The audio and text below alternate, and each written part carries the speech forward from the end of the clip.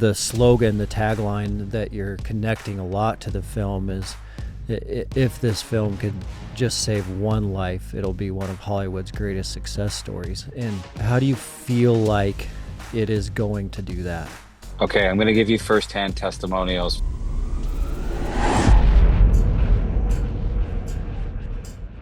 What is up, everyone? Welcome back to another episode of the MTNTOUGH Podcast. I am your host, Dustin Defenderfer, and I am so glad that you are here. We absolutely love seeing you come back to this show week after week, and it is our goal every single time to bring you an inspiring guest that helps you with that mental toughness, that mental fitness, that adds some tips and tricks, some tools to that mindset toolbox so that you can stay dangerous.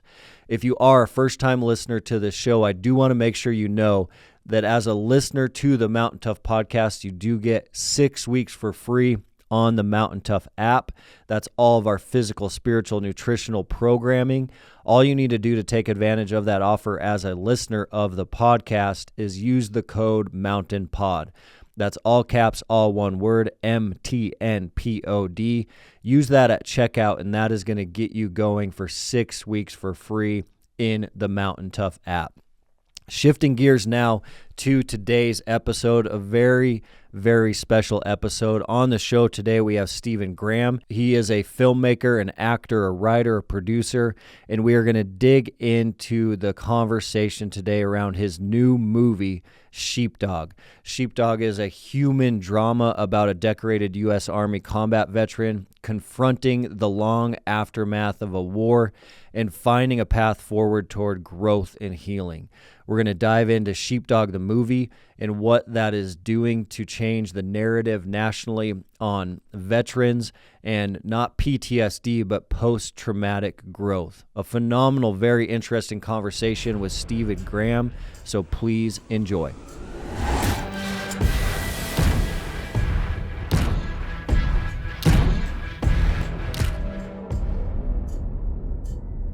I'm really excited to dive into the film, and I'm really excited to unpack a lot of the misunderstandings of veterans, and I think unpack how, men need a place to serve post-service, because we do a lot of reaching out and working with men, and we are seeing, nationally in the veteran community and outside the veteran community, men are record high anxiety rates, suicide rates, alcoholism rates, obesity, depression, you name it. Generally, when you look at it statistically, domestically, men are not doing good. But before we unpack the film itself, I think it is really cool hearing your journey, because the MTNTOUGH community is really built on mental toughness and resilience and perseverance. And the thing that is amazing about your story is how this wasn't something that you just kind of spun up in 2 years. This wasn't something you just spun up in a year. This is something you've been working on for 13 years. And that takes a lot of grit, and that takes a lot of failure. That takes a lot of getting knocked down and getting back up again. So I'd love to just hear kind of that mental toughness kind of roller coaster you've been on to where you started, and especially where you are right now. You're on a road show. You're doing all the press work because this is going to be released here on the 16th. And so you're seeing the accumulation of that journey. Yeah, it's so I'll share with you the seminal moment that sort of triggered this 14-year journey. So in 2011, my car broke down 3 hours north of Los Angeles, where I was living. I was shooting a movie actually up in Vancouver, Canada. I'd wrapped on it, and then I had a 24-hour drive to go back home. And I love that drive down the Pacific Northwest, and it's kind of a decompression. So I was 21 hours into it, and my car breaks down, and I call AAA, and they send out the local tow truck driver. And he was like, saddle up, partner. We got a 3-hour drive into town. And I was exhausted. I was kind of nodding off, in his cab. And he began to open up about some of the stuff he was going through, marital issues, some of the challenges he had of being a father of three, financial hardship.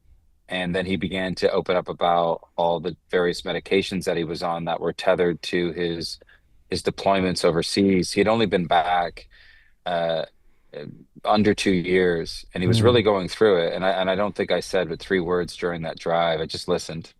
And throughout that conversation, he just kept saying to me, "I can't believe I'm telling you this. Oh my God, I've never told anybody this. I've never told my wife. I've never told a therapist." So we got back to LA and I hugged him and I was like, "Brother, if you ever, want to go for a beer, I'm here." And I looked into his eyes and I was pretty certain that I was never going to see him again. Mm. And that's likely the way he wanted it, right? Like it was like, we're good. And that cathartic experience was the reason it was easier to say this to a stranger was you'd never have to see me again, and thus not feel judged or feel the pressures around, in your own community and your own family. And that lit the spark. I had a really hard time um, trying to comprehend how a man that has worked hard, honorably discharged, served his country, father of three, putting food on the table, felt so disconnected from his own family, from his own community, and then, of course, his brothers and sisters served with. And I felt that, yes, there was a curiosity to uncover the truth, but it felt like a sense of responsibility as the next week came by, and I couldn't stop thinking about him. And I was certain there had to be more men and women like him Mm. out there. And so 2011, that summer, I went on a nationwide road trip with my co-star who plays my best friend in the film, Matt Dallas. And sure enough, that's what we uncovered. Mm. And and from there, just to give you a bit of the backstory on the journey, look, like we were idealistic, we had a camera, we were going to videotape testimonials and all that. You put a camera on somebody, you're not going to get you the story. And it was the first veteran that we met with in McAllen, Texas, retired Army Staff Sergeant George Rice, shut the camera off, we break for lunch, and he's like, "Hey, you're the writer," and I wasn't entirely sure this was going to be a screenplay. I was just journaling and I didn't know what it was going to be. I just wanted to get the story and understand what was going on in our country. Mm. So he opens up to me about a military deployment that had gone sideways on him and his guys, and we were just stunned. And he took off his in memoriam band and he handed it to me, and it had the names of his three fallen brothers, which is loosely inspires the scene in the film where I talk about that sheep pen as Calvin Cole. And he held it out to me and he was like, "Don't let me down." And I looked at this in memoriam band like, I cannot take this. Mm. And he was like, "Don't let me down." And Man. I took it and I sat in the car with Matt Dallas and we sat on the side of the road in McAllen, Texas, which is right on the Mexican border. And the next place we were going up to was the Midwest. And I was shaking and I was like, "Oh my God, we've bit off more than we can chew." Like, I don't know. And the thought was like, we had to make a decision in that moment to either go back to LA or continue on to where we were going to speak with other veterans. And it was heavy because we don't like your deal. Like these are people's most intimate details of combat Yeah. is a pretty exceptional responsibility. And we made a decision in that moment that we would complete the mission or die trying. And and we stuck to that. And never in our wildest dreams did we ever think that this was going to be 14 years. But I do have to share with you and your listeners that, yeah, man, there were times we wanted to quit, right? There were times it was hard. There was so many things. It was like the Hollywood system at every turn trying to get you to bend the knee to, I mean, just a heartbreak. I lost guys over the years to suicide that had inspired parts of the script. And my own family, I married into a military family. My wife, her both of her brothers are combat vets, OIF and OEF, and all that comes with that, with them being deployed. One of their last deployments was 2016. So the family goes through all that, and it's a lot. But the men and women we sat in front of that trusted us, they became our North Star. So you'd feel this thing of like, but how could you quit? Yeah. If Brad Link in Pittsburgh had the courage to go jump over 6 foot cinder block walls at 3 o'clock in the morning, why can't Steven Grayhm just stick it out and continue and stay the course? You Mm. think about, Harley Caps in Minnesota, who's a Marine veteran that has, been through a lot. And I think about his courage, and there's just so many, and that sticks with you, and that is the journey. That is your why. And I have to just say, and I'll end on this point with, is that it seemed like the universe was at work, where those moments where you felt like in your darkest hour, where both even mentally, where you're taking on all other people's trauma, and you're trying to like process all that, it would just take like a call from a Gold Star mother to be like, hey, just checking in on you. I just want to tell you I love you. And and Man. I get emotional talking about this, but you're like, that's the strength of somebody who's had to bury their son, who maybe had to reach into their son's casket to make sure, or to find out and discover what parts of him made it home, Mm-hmm. you know? Man. And that's the stuff that when we talk about grit and strength and toughness, like you see that in other people. I'm a block away right now from the White House, where we're staying in DC right now. I was there in 2011 for a Gold Star family members event. And sorry. And when you have a little girl come up to you that's like 11 years old, and she's got a t-shirt on, and it's her brother who Mm-hmm. served, who's in uniform, and she just wants to tell you about him, about all her favorite things. And you get down on a knee, and you're just like, I tear up now. And you're just trying to hold it together to be strong for her. And you realize, how is this little 11-year-old this strong? And I think when you're exposed to that and you see that firsthand, and it's it's not our toughness. It's the toughness that we were exposed to, in this community, which, Yeah. as you know, is veterans, active duty, you know, Gold Star family members, mental health professionals that are on our front lines, our unsung heroes. And so when you see that resiliency, it really does, fuel that fire in your belly. And Wow. that's how we got here. That's how we got here. That's incredible. And that why was so strong. And, the statement of like with the right why you can endure anyhow, and that why was Yeah. so strong for you. It is really interesting to me. I have like a deep belief in God, and a big part of my life is my spiritual journey. And it's funny hearing your story and not thinking about like a David versus Goliath component, and also just the way that God can like ordain and plant seeds in our life. And your ride with that truck tow driver really makes me wonder, like, if you hadn't have hopped in that truck, you probably would have never created this film. And so it's like Yeah. that one ride created this whole new journey for the next decade of your life. But also, it's like, well, why didn't some of America's largest studios produce this film, tell this story, the story that's needed to be told for so long? But it's like God specifically chose you for a reason, but he also gave you the chance to be obedient or disobedient to that request. Like after that car ride, the tow truck driver ride, you could have walked away, even though it was something you were thinking about a lot. You could have been disobedient, but you were obedient, even though it wasn't easy.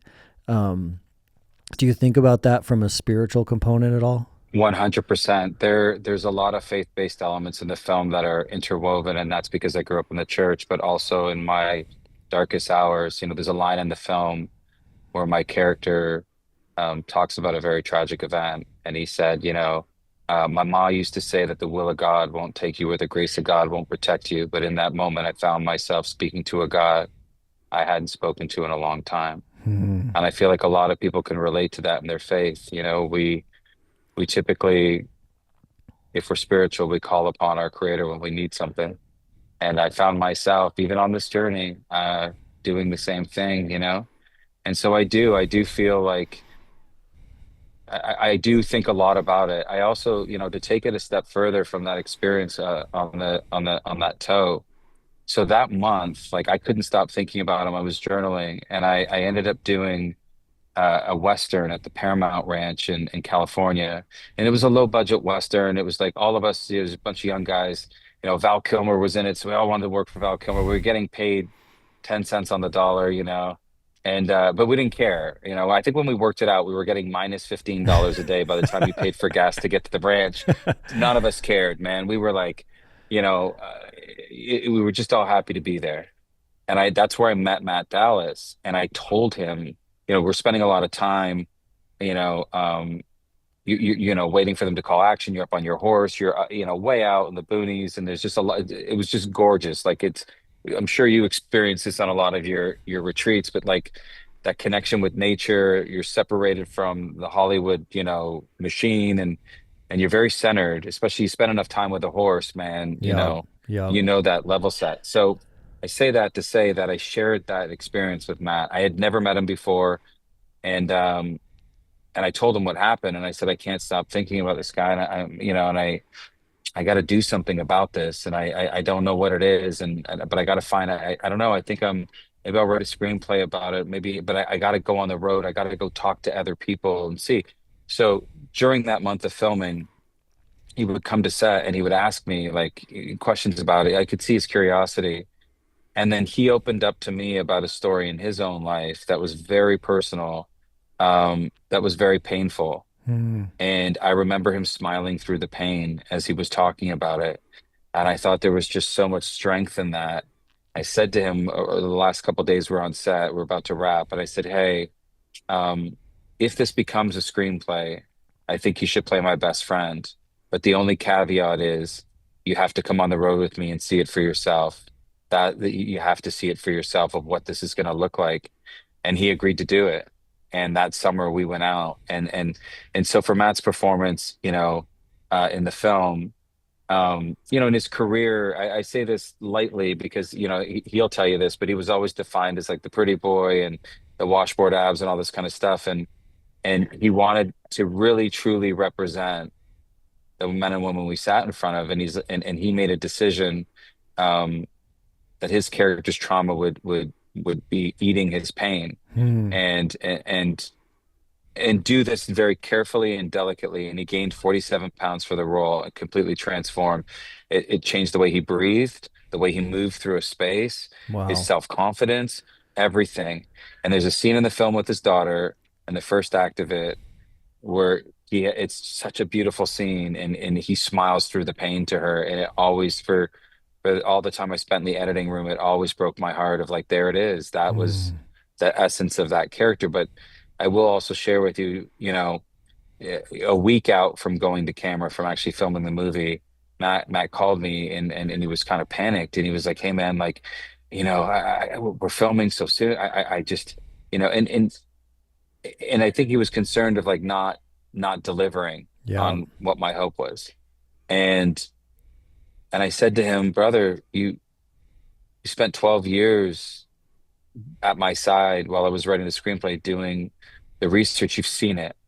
Just trust the words that are on the page that I've written, and all the men and women that have trusted you with their stories. Those are inside of you now. Mm. That is inside of you. You will live with that for the rest of your life, and trust that."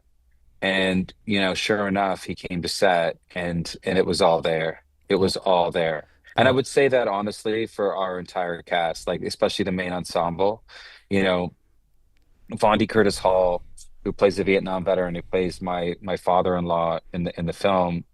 He grew up in the Vietnam era in Detroit, and and many of his friends were drafted, and many didn't come home. Those that did, many of them had post-traumatic stress. Some of them right now are battling cancer from Agent Orange, from Vietnam. So, and then Vondi, his name, Vondi Curtis Hall, his father's name is Curtis Hall. Vondi is the name of the man that saved his father's life in World War II. dang. So he came to the set with a gravitas. Virginia Madsen, she's a Gold Star family member, um, and that's all on the screen. Mm. She's already a phenomenally talented actress. She's an Oscar nominee, and anyone who's seen Sideways knows that speech. And she talks about the wine, and it's just so powerful. So she gives a speech in our film on post-traumatic growth, and it's so earned. Dang. It's so earned. Yeah. And she's just tremendous. Dominic Famusa plays, my former hockey coach turned law enforcement, turned first responder. And Dominic um played Tig, the real life guy in 13 Hours. So he Yep. was, in the Michael Bay movie, the Benghazi story. So he was already immersed in that world, but he did a lot of work with Adam Driver's foundation. Adam Driver's a Marine, and touring the world doing stuff for the foundation. So he had that dog in the fight. And then Lily Cooper, who plays my wife in the film, is representing the military spouses. Both grandfathers served. Um, but she had done her research and knew how high the stakes were of who she was representing. So, there's a really powerful scene in the film, which I had crafted from all the times I had spent with military spouses, because it's important for people to know that, like, in the research process of Sheepdog, I didn't just like sit in an office and go, so tell me your thoughts. Like, I'm in people's living rooms, You're right? bouncing around. I see the family dynamic, right? Yep. I lived in Brad Link's sister's attic at one point in Pittsburgh for a month, researching, and so you see those dynamics. And then, of course, I had an office at the VA Medical Center in Detroit where I was able to role play with doctors and neurologists, neuropsychologists, trauma therapists, sit in on PTSD orientation classes. Like, I saw it all. And if you're there long enough, you become a fly on the wall. So you get to see it all, warts and all. And Hmm. I feel like the representation in the film of the VA, I think, is both very fair, but I also wanted to hold up a mirror to show folks what I experienced, which was ordinary people coming to work that are just trying to make a difference and not getting rich doing it, and seeing the impact that they were making, the positive impact that they were genuinely making. And I was so inspired by that. And I thought it was, incumbent to tell that story. For more than a century, America's sportsmen and women have led the way in paying for the restoration of wildlife, conserving habitat, and investing in the future of our natural world. This is a legacy built not on what we take ourselves, but on what we give back. That's the nature of conservation, paying it forward for the next generation. This is the reason Mountain Tough is a proud partner of Wild Sheep Foundation, an organization committed to keeping and putting wild sheep on the mountain. If you're not already a member, learn more today at wildsheepfoundation.org.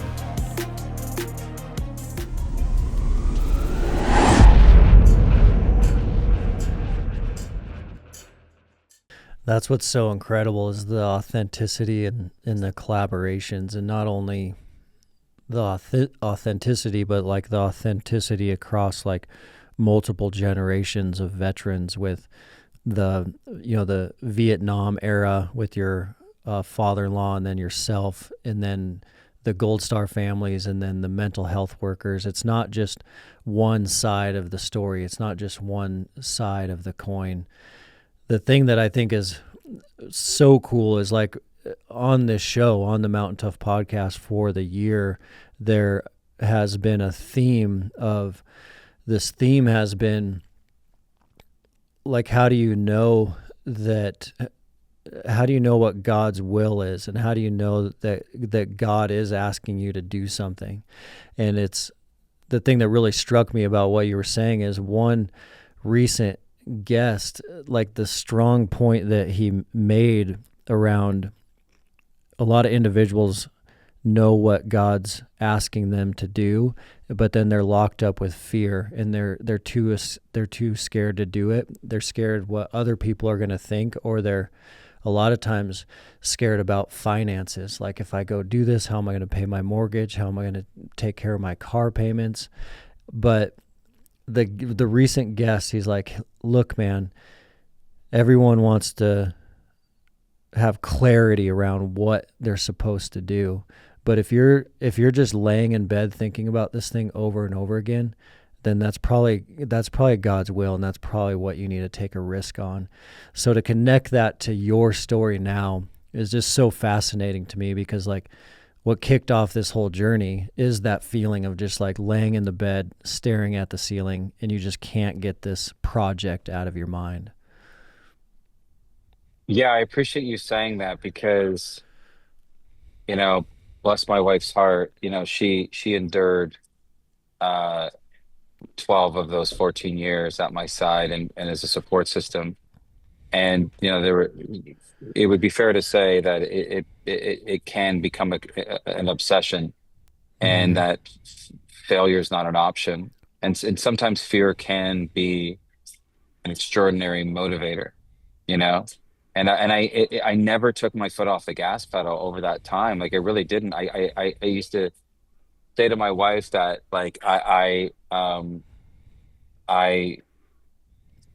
I don't remember a time that like I sat on the couch and like I was like, oh, what are we doing today? Or only have a couple hours that wasn't devoted to this journey.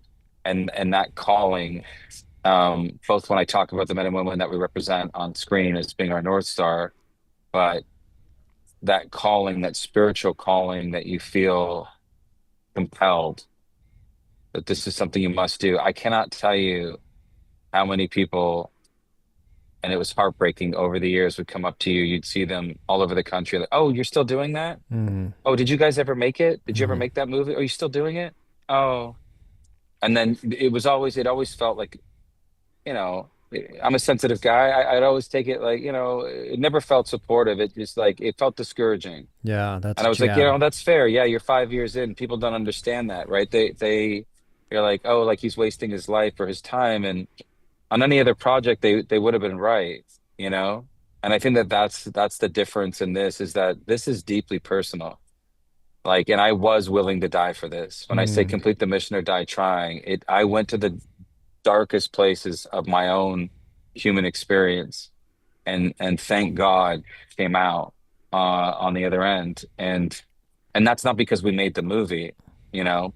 It was because I also had a support system, yeah, and that's what we talk about in the film, that you don't have to do it alone. And community. there's a line in community is important, and that it's okay to not be okay, and I think that I don't like to, and the movie certainly doesn't wag a finger at anybody about doing the work. And when we talk about that in the film, you know, it's it's just based on experience, that like of the success stories, however you measure that, the triumphs, the little triumphs in our lives, and how we get there.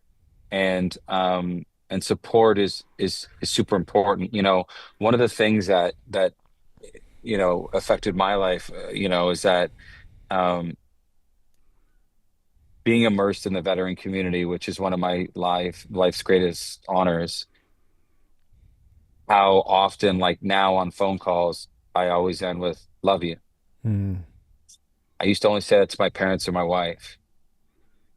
And it's interesting, and I realized in the early days that, because you didn't know if that was the last time, especially with veteran suicide rates being so high. You didn't know if that was the last time that you might speak to that person, because nobody really knows, right? We all know this, and I know this from having lost guys. It's never the ones you think. mm, It's never, in my experience. It's not the guys that are professing their pain on Facebook or something. It's the guys that are suffering in silence. Again, just my experience. And that really stuck with me. And having like, I talked to like, Command Sergeant Major Don McAllister. Oh, I love you, brother. Hey, check in on you. Just want to tell you I love you. And I appreciate that and I respect that. And it gives me strength. It gives me strength, to hear that from a warrior, mm. you know, where you're like, you're on the other side of that, in your civilian life, that you can be in touch with those sorts of feelings, and like to be able to express yourself, to care, to know I got your back. Whatever you need, I'm here, and I'm telling you that because that support system on this journey was was so appreciated, but it was critical to our success. And I didn't realize that until we got here, how It's lucky I was. yeah, it's wild because my experience is the same, that guys that I've lost to suicide that were close it was like the last phone call I had with them was a really good phone call. Like they sounded great. It indicated that they were doing pretty good. Yeah. And so then when the news happens, you're like, you are completely shocked and just wondering like why they weren't more vulnerable. And the film unpacks that deeply around that suffer in silence and the power of healing inside of community. And you know, the slogan, the tagline that you're connecting a lot to the film is, if this film could just save one life, it'll be one of Hollywood's greatest success stories. And how do you feel like it is going to do that? Okay, I'm going to give you firsthand testimonials from the film festival circuit. When we took it to the film festival circuit, we were about 15 months on it. We wanted to know what we had or what we didn't have. And we didn't want to just screen it for festival pass holders, which is still great. You know, still people that consume films and have opinions about them. And that's important too. They laugh, they cry, you know, but I wanted to get veterans groups in there. I wanted to get um, mental health professionals like the National Association of Social Workers and that we've been working with. I wanted to get people in there, not friends that were going to pat me on the back and go, "Hey, brother, great job." Or I wanted to get complete strangers in there to know veterans of all generations, their families. When you have Vietnam veterans standing up in a full auditorium in tears and saying, "You guys effing nailed it," you can't, I mean, Mm-hmm. it's very humbling to say the least when you have an OIF or an OAF vet stand up in tears saying, "I wish I had this movie 10 years ago to show my family why I am the way I am, but why they are the way they are. I wish I could show my ex-wife this film." Mm-hmm. World War II veterans, I had one who's 102 years old. Uh, embrace me in the aisle of a theater and whisper in my ear, "Thank you." Mental health professionals that have said, our journey to capture that on screen of what we endure and the work that we feel is so important to us that often goes overlooked. Thank you. Gold Star family members, we hired 17 military veterans on Sheepdog and 5 Gold Star family members. That representation on screen. I've been at a screening in Annapolis where a group of Gold Star mothers who came in on a bus to screen the film. And I'm always nervous about that 'cause it's a very emotional film. And I don't want anyone to be triggered or reliving anything that they're not prepared for. And I'm telling you, like seeing them in the lobby, welcoming them, and then after the film, the lights come up in the theater, you do a Q&A and you come off stage and you see the light return in their eyes because they feel appreciated. They feel that their family sacrifice for their child's service is being acknowledged Mm-hmm. is a very profound thing. So, we talk about saving lives, like making that impact, trying to inspire folks. Yeah, at the very least, here's what I would want from this film going experience. If you're a veteran, I want you to know that you matter and that this film, our small sacrifice as civilians to try to tell this story over these years was because you inspired us, because you were our North Star, because your courage and your commitment to service and sacrifice and your families is to be acknowledged and honored, period. To also know that you don't have to go through it alone, whatever it is. Veterans don't always, as you know this, aren't always deployed, certainly always aren't in combat, and don't always have trauma. And this is a human story. It's not a post-traumatic stress movie. It's a post-traumatic growth movie. Mm. And I think that what the characters all equally go through as a community is very universal. But I feel that call to action or inspiration even for veterans that if you are suffering in silence, to reach out to have family members that or community members do the same thing, but also to try to bridge the gap between the military community and civilians where, thank you for your service, which often feels to veterans as a hollow gesture, is maybe how are you doing? Or tell me a little bit about your service. And I think that alone, if we can do that, can truly lead to something much greater and something much bigger.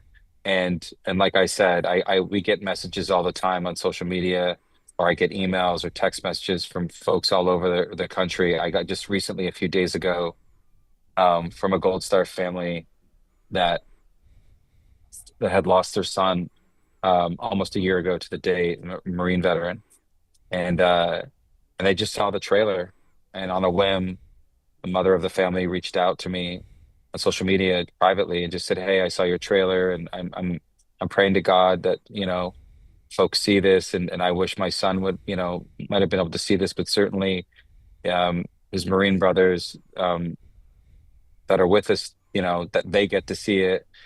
And it was just this, like, you have to understand, it's extremely humbling to get a message like that, because I have Powerful. been in this world and I know, as best as one could on the outside anyway, Hmm. the pain and the loss and the shock and all of that comes with grief.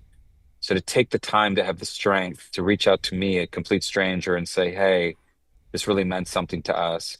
So I messaged her back. They're in Texas, and I'm committed to going out there and screening the film with them at their side. And we'll invite out all his Marine brothers and family members to come out to see it. That's the extraordinary part of both the film, but also of this journey. And I take it with such great reverence and respect. And I do really hope that the film can and will save lives. That's powerful. Yeah, it's so powerful because that authenticity in the film was intentional, and so intentional and so thought out, but the authenticity allowed it to really be embraced by the veteran community, where if it was done any other way, there is a high likelihood that it would have been rejected by the veteran community. You It, don't know the pressure. I tell you, like raising money to make a film. I raised all the financing out of Texas. Um, this was a very challenging journey, but I'll tell you, the biggest challenge was getting it right. It was terrifying. yeah. That was a motivator, right? Hmm. I mean, Massive.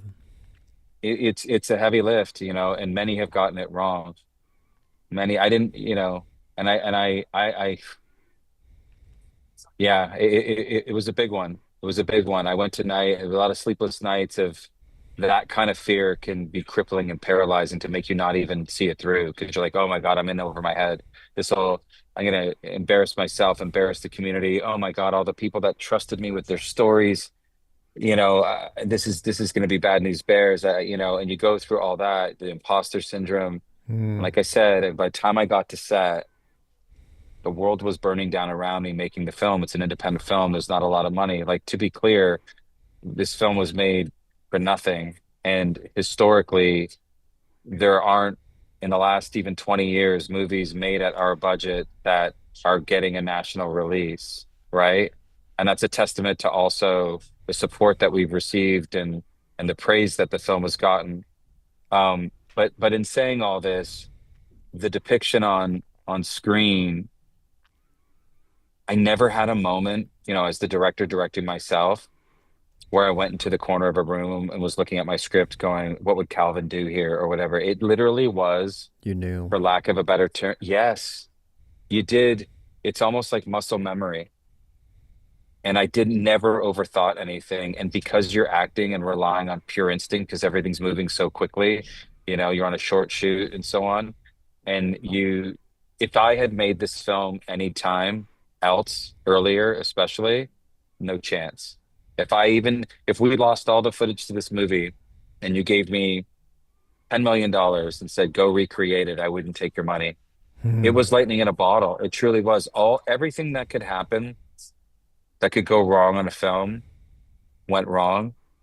And then everything that could go right, especially with the performances and, um, having the energy and the frequency that you could feel on the set. For instance, like the scene with Vondi Curtis Hall and I at my dining table, and it's a very intense but beautiful scene. And Vondi had seen the Thousand Yard Stare before in his time. So when he says, "Oh, I've seen that look before, as I had scripted it in his life in the Vietnam era. He'd seen that. Man. And then the other scene explaining to him what happened to his son on one of our deployments, that sheep pen story, that mission was loosely inspired by the men that I had met with and the Gold Star families. And so when I two things that are interesting to anecdotally share.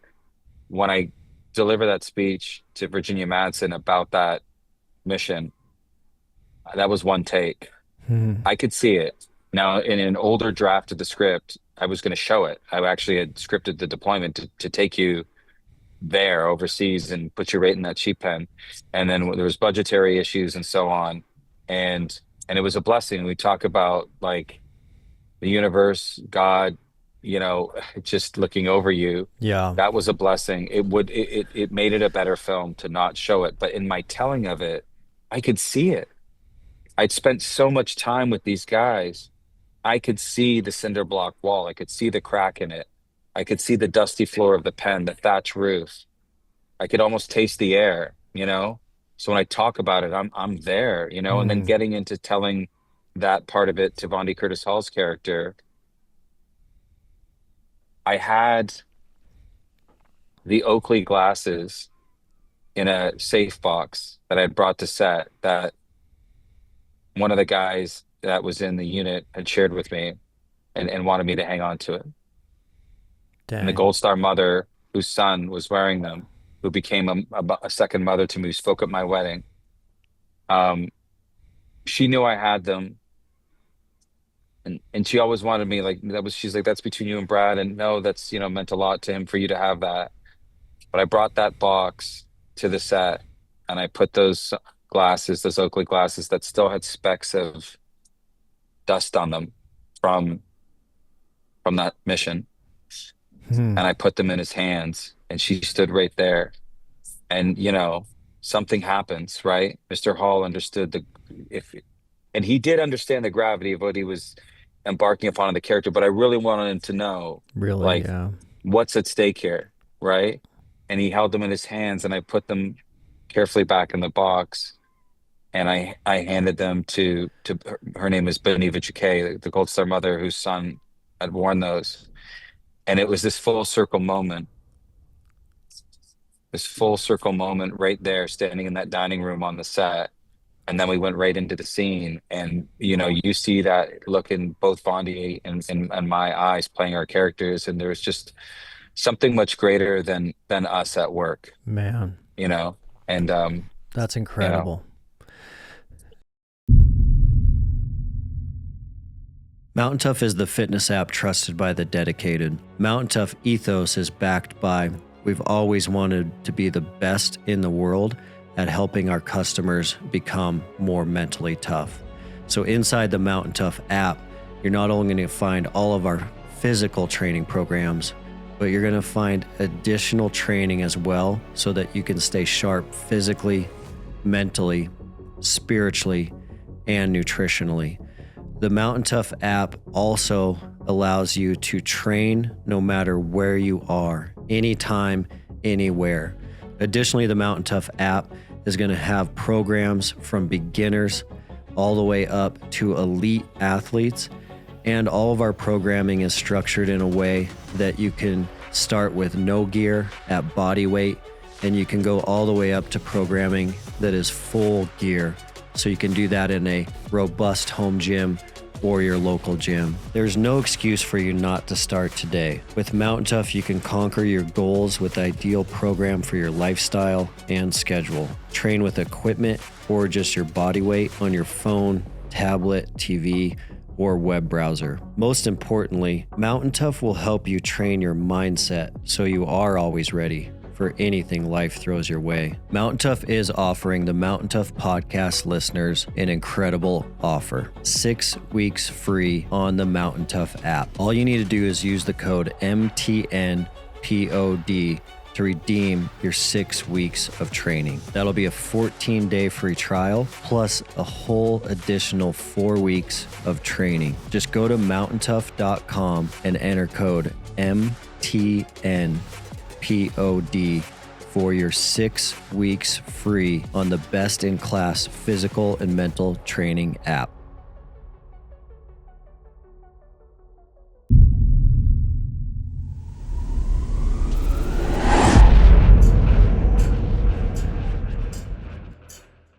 It's incredible because it's like the detour and delays of God was necessary and a huge blessing. So like the project taking 13 years in the moment, in the heat of it, was probably difficult and tough, and you're wondering why is it taking so long? Why hasn't this happened? But now when you look at it in the rear view, it's like it had to happen that way. It had to happen that way I for you know, to and I meet these appreciate you people. saying that.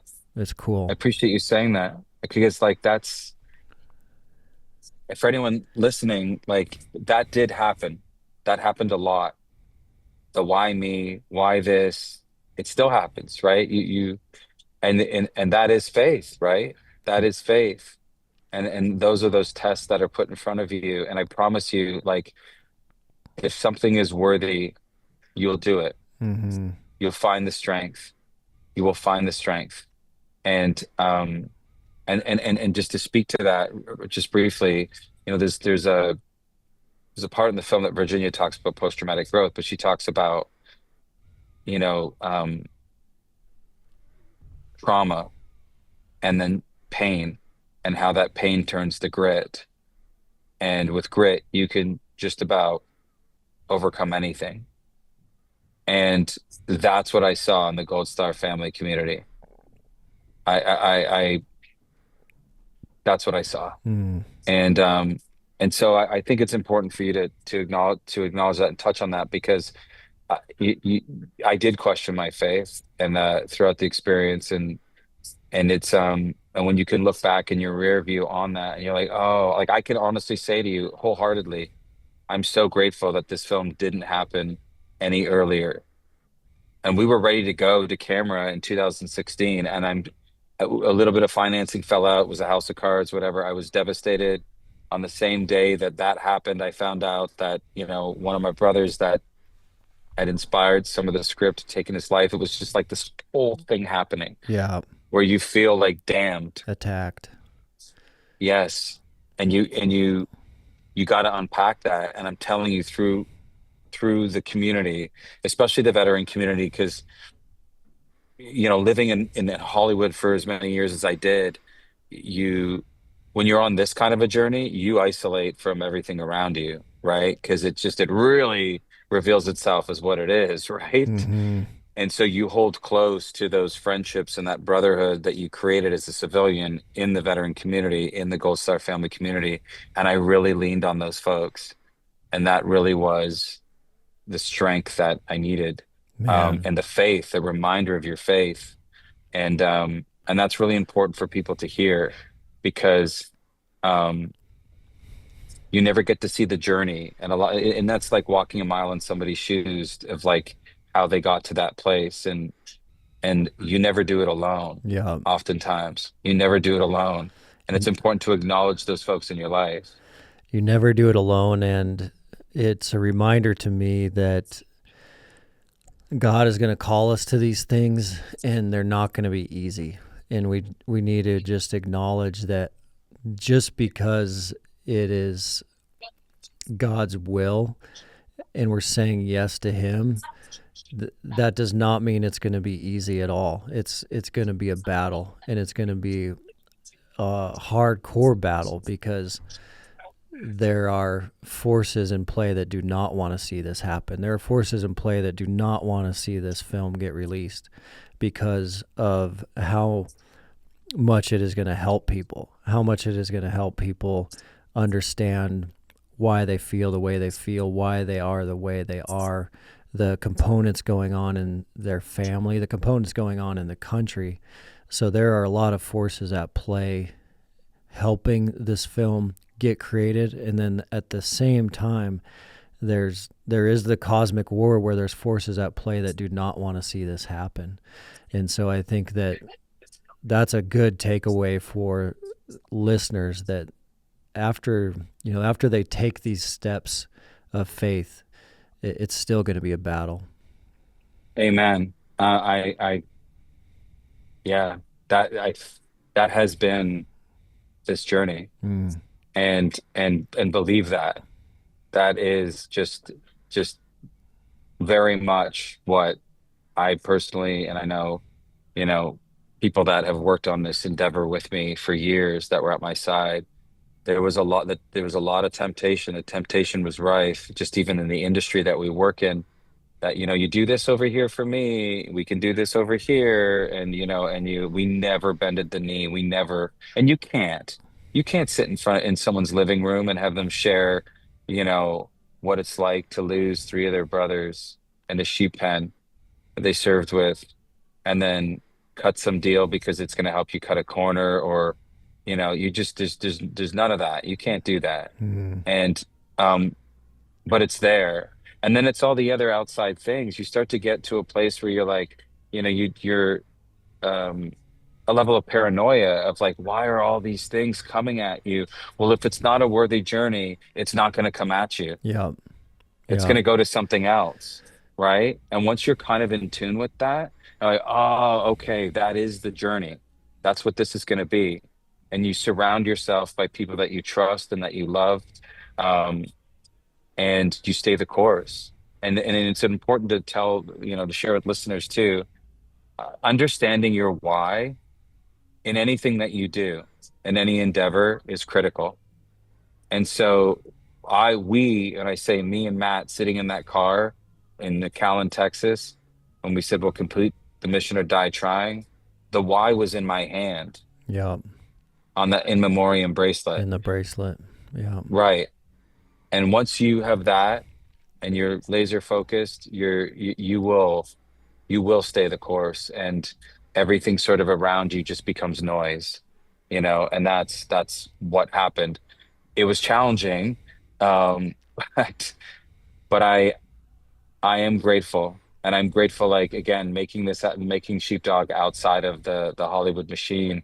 There was no studio notes because I raised all the financing outside of it. There was just script notes from folks that I trusted, obviously, military advisors, veterans that I'd worked with, like all the people I've mentioned, Gold Star family members, like that was that. And then working with an incredible ensemble cast that Mm. all had something to bring to it. Yeah. My cinematographer, Evans Brown, um, he shot The Terminal List for Amazon, with Chris Pratt. And why he was so critical was that uh, Evans was like my Gandalf, right? He was an older gentleman that had been a gaffer, which is somebody whose specialty is lighting. So he could move through a space and light a room or a space very quickly. And then the last 10 years of his life where that he's been working was in cinematography. So his language, like, to be able to connect with him and tell him what I needed and how I saw it in my mind's eye, the way I scripted it, he could put it right there. Mm. And then playing the character, the last person I would typically speak with before I would step in front of the camera was him. And there was this like grounding, this sense of wisdom, this like, and he knew what was at stake, Yeah. to be able to like just transform in a moment and go and say the words and do it. So that's all of those things that come together, That, and I cannot tell you how grateful and how blessed I feel, and how excited I am for folks to see Sheepdog in theaters, and hopefully have that communal and cathartic experience, um, in a setting with other folks, you know. likewise. Yeah, and we are running out of time, but in closing, related to that, I wanted to hear from you on the question of, not only is this film going to save lives, but a second component of this film that is correlated is how it is going to change how the non-veteran community of America feels, and how the non-veteran community of America interacts with veterans. That's another big component of the film. Is it does a phenomenal job on speaking to the sheepdog and identifying how the sheepdog is different, and how that wiring is going to be part of their DNA forever, whether they're in combat or not in combat, and the community and the healing through community, and the difference between PTSD and post-traumatic growth, which is massive. But the whole second layer of the film is how Americans at football games or picnics or at work or in the workplace or in town are going to interact with the veteran community because of their awareness and understanding of some of these components now.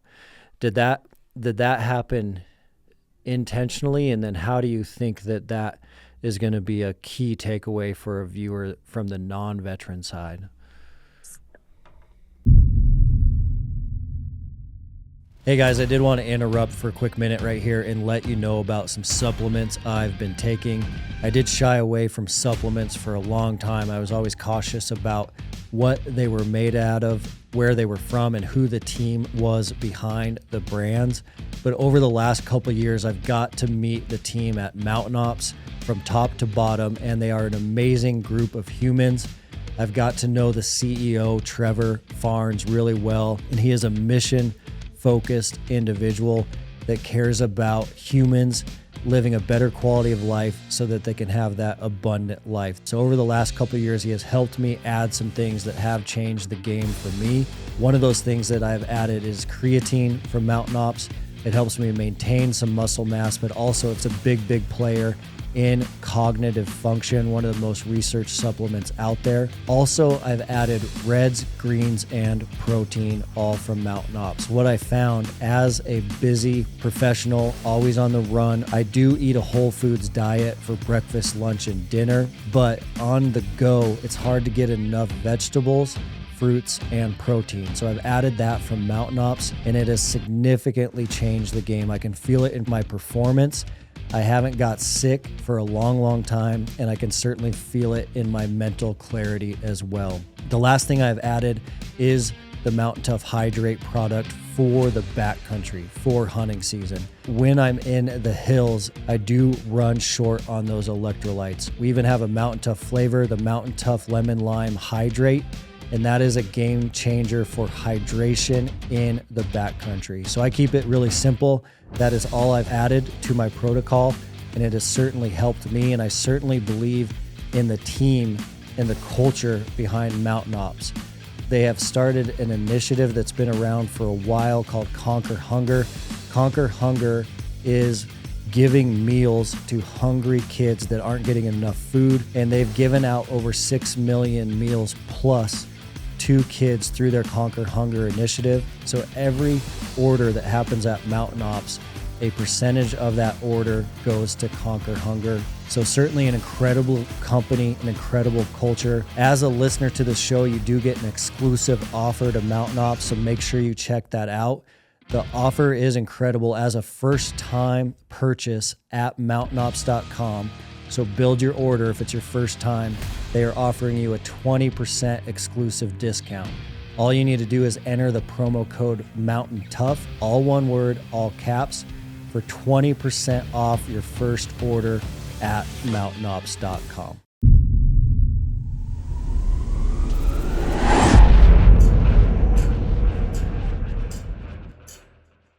That's a great question. I think in our storytelling, I thought it was very important that, as a civilian, it was to share my enlightenment, what this journey over 12 years before we went to camera, what that looked like, and not judge that and put that up on the screen as organically and authentically as I possibly could.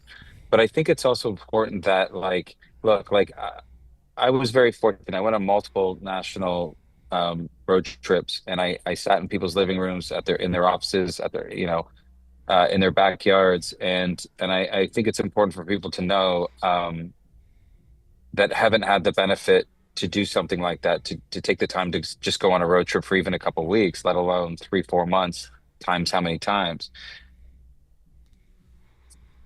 99% if not more, of folks in this country love and appreciate our veterans. They do. Yep. Some of them might have a challenge expressing that or whatever that is, but I saw that and I will never ever question that. And for the cynics, it's important to say, our military personnel are, you don't get to choose the conflicts you go into. So we need to, dispel that sort of myth. The courage that it takes to be willing to give your life at any moment for your country. And as we all know, when you are put in conflict, it ends up being to the men to your left and right.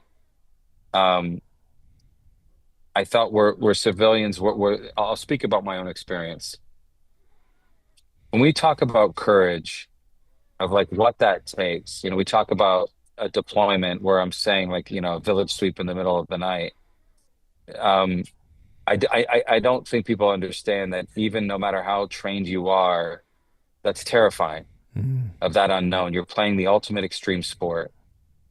And um, and then you come home and you might be waiting tables at a Bahama Breeze where your responsibility is to refill somebody's iced tea and the dichotomy of that. And then you're expected to just be normal.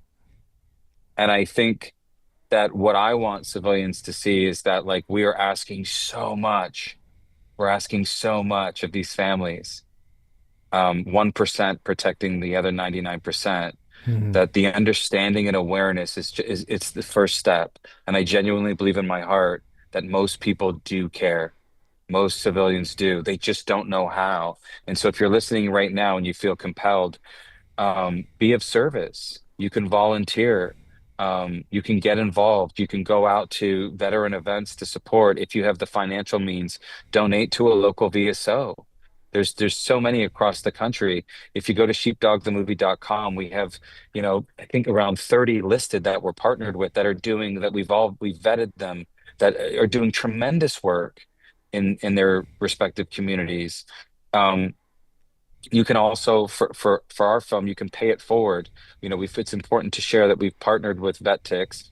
VetTix sends veterans and their families, first responders, to events like sporting events, music concerts. Sheepdog is the first film they've ever partnered with. So if you sign up at VetTix, you can be eligible to see Sheepdog for free in theaters. And if you have the financial means, you can pay it forward through sheepdogthemovie.com, which those funds go to VetTix. You can get 100% tax donation, and they'll make sure that veterans get those tickets. And I can tell you, the first batch of tickets, they were claimed immediately, and we Yeah. were so honored by that. But I say this is all to there are so many ways that we can get involved and we can support.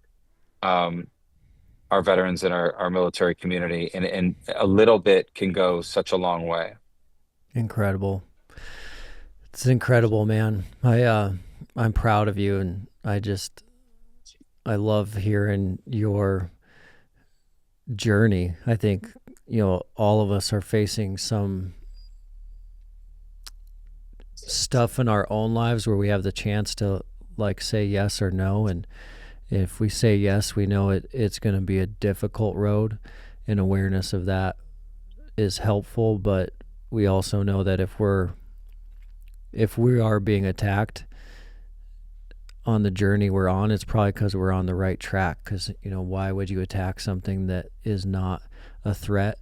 And, seeing you go through that and seeing to where you are now, I'm just proud of you and grateful for you. And I know you have a big week right now with it being released on the 16th, and we're recording this on the 14th. So it's accumulation of 13 years of work that is all kind of happening this week, which is just incredible, and really appreciate you jumping on and sharing your story. Well, let me tell you, I'm grateful for you having me, for you sharing your platform with us to help amplify the message and the mission of Sheepdog. So thank you. For anyone listening, if you join us on any of our social media, we're very interactive. We'd love to hear your thoughts. If you're able to see the film opening weekend, as you said, it's nationwide, January 16th. And everybody's support really means the world to us. Bring a friend, bring your family, um, and and and hit us up and let us know, what you thought of the film. I want you to also know, like, this is the good stuff. This is the why. Spending this hour with you right now, this is the stuff I cherish, and that fills my heart, my soul to the brim. So thank you for giving me that. And I hope to get out there sometime with you, and maybe we'll get out there Get in on a the retreat or mountains. something. And Yeah, and and um and it just thank you so much for giving me this time with you. my pleasure. Thanks, Steven. Appreciate it. All right. God bless everybody. Thank you so much.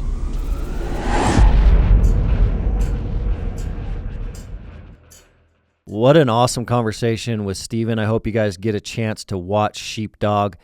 I was thinking about this episode, and every episode we stop here at the end and we talk about that golden nugget. What can you pull out of this conversation? What can you practically apply to your daily lives from a mindset perspective, so that we are using a practical approach to mental toughness and we are applying this stuff rather than listening and forgetting? It's important to apply it. The big one here with Steven, though, for sure, is just that resilience, that drive, that never quit mentality. We talked about it several times on the show, but him fighting for a decade to get this film finally out in the theaters. It wasn't a 1-year project. It wasn't a 2-year project. It wasn't a 3-5-year project. He has been fighting to get this message out to the world for more than a decade. And so that grit and resilience, that never quit mentality, was really, really impressive. And the way that he knew so many people were counting on him to fulfill this purpose.